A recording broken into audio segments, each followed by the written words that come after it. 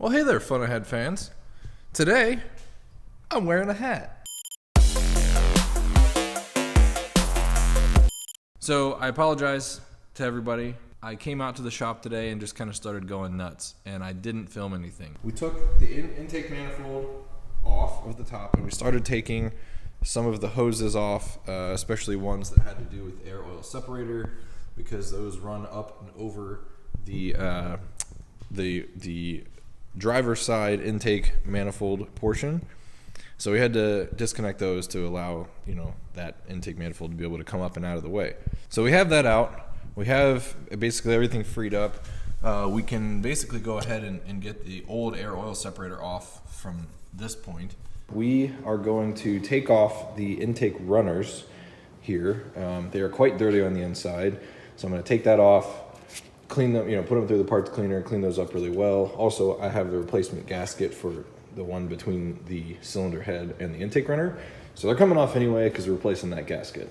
It's all kind of interconnected here because running through the intake runner part is this hose right here. And if you follow this hose back, that is what connects to the air oil separator. That is this hose that on this cylinder head connects way over here. This hose, the same one, it runs through this intake runner.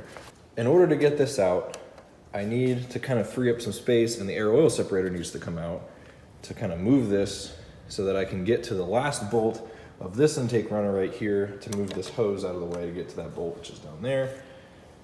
Then this can come up out of the way, and then while that's freed up, I will have probably enough space to move this hose up and kind of wiggle it out of the way to be able to take this intake runner out. So it's kind of like a three-step process. This first, then this can kind of come up, then this hose can come out, then that intake runner. And then we'll put it all back in reverse.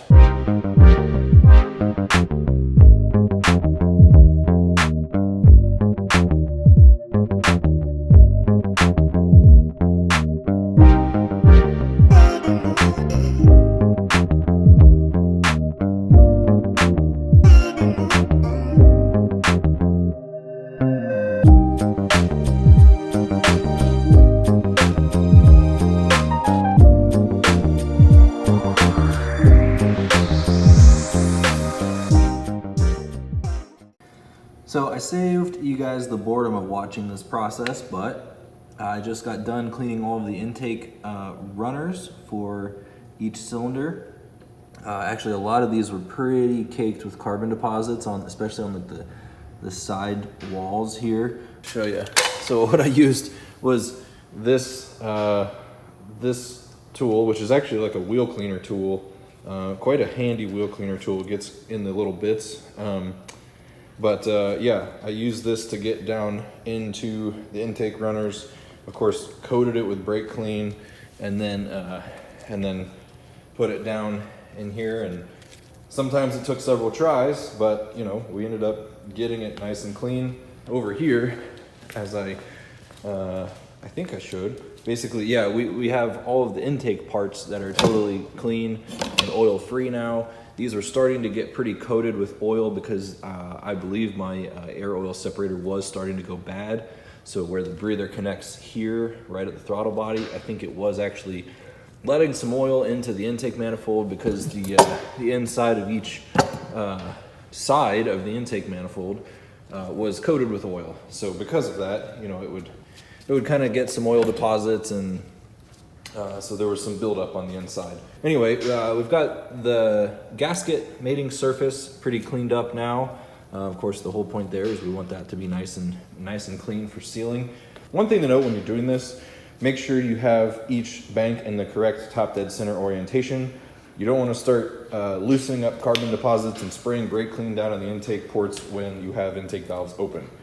So make sure that, I had to rotate the engine 360 degrees to make sure that the valves that I was working on were closed and perfectly sealed. So next up, I'm waiting on parts. I decided to get a new one of these breather hoses. This is the PCV breather hose. The reason being, this corrugated piece of plastic right here, because this stupid corrugated plastic stuff, you can hear it crack right there. it will crack so easily as it ages, and I didn't want to risk having some small crack in it or have it develop a crack once it's back in the car, and then cause an air leak, and the next thing you know, I've got my engine running too lean because it's sucking in air from this stupid broken plastic breather tube. So I figured, I've got it all apart now, I might as well just replace this to be a brand new part. But yeah, of course, the entire name of the game with this project in the first place is aging plastics. We took it apart and took the engine out for the purpose of replacing aging plastics in the form of the timing chain guides, and this is no exception. So it's getting replaced also. Once that comes in, then we can start putting those parts back on top. Of course, my air compressor goes off.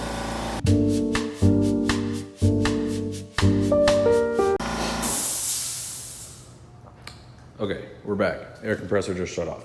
Anyway, once we get that part in, then we can start putting those parts back on top of the engine. Once we get that, shouldn't take too long to slap all of this back together, plug everything back in, and then we can mate it back up with the transmission and start working on putting it back in the car. We're not too terribly far from that, which is exciting. A couple of other things that we're going to be working on in the meantime. So we're going to replace this today. This is the oil cooler.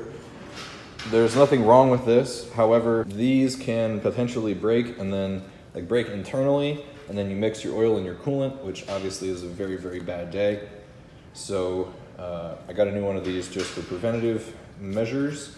And now the kit came with all of the O-rings for this, and it came with this new coolant line. And we're also going to swap out the idler pulleys, the tensioner and the idler pulleys. So we have new ones of those as well.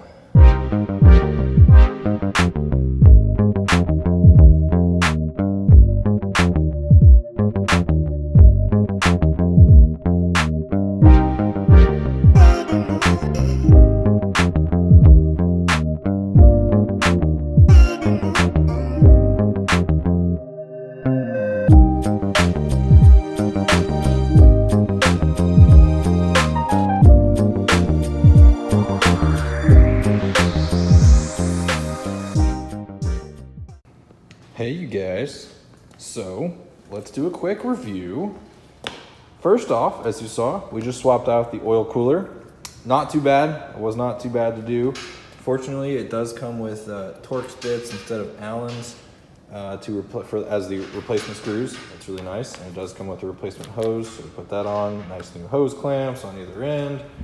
Nice. So from there, we moved on to the rest of the periphery stuff that we were going to do. And that was, we replaced the tensioner and idler pulleys. Those were not too bad to do. The only issue there was they all three have a different mounting method, and so slightly different sized bolts for each.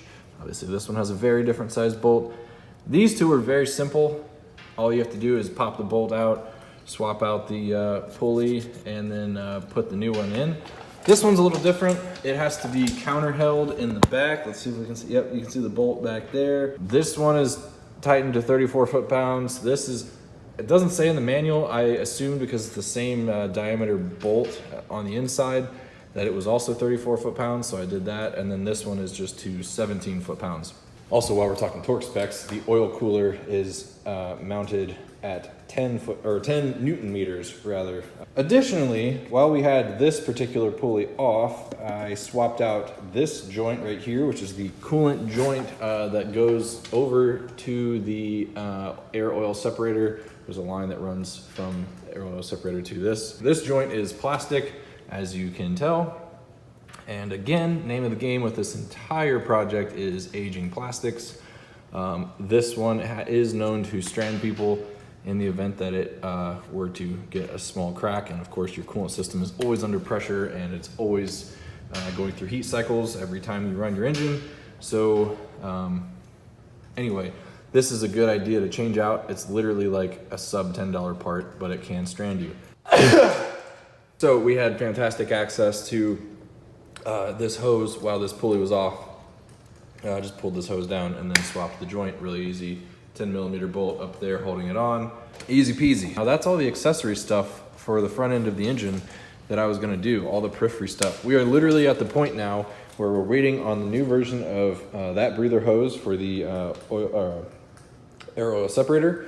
Once we get that, we will throw the entire top of the engine back together, and then we can start thinking about putting all of it back into the car, which is very exciting. Also, oh yeah, I was gonna mention this. This is one of the O-rings that was sealing the old oil cooler rather, and holy cow is it old. Let's see if you can see this here.